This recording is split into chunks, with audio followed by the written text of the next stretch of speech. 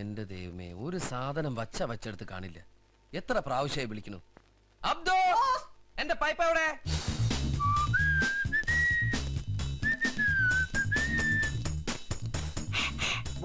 Pipe കൊടുക്കൂ.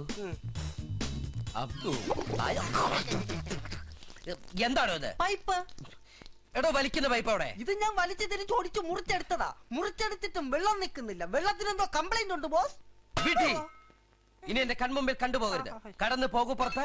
ഇപ്പഴാ ഒരു കാര്യം ഓർമ്മ വന്നത്. വെറുതെ അല്ല നാട്ടുകാർ ഇയാൾ അർണബ്ദു എന്ന് വിളിക്കുന്നത്.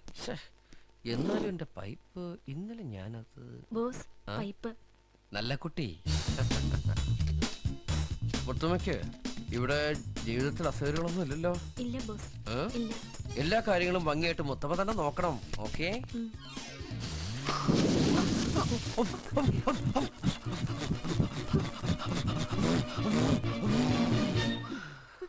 കരിമരുന്നാണോ നിറച്ചത്?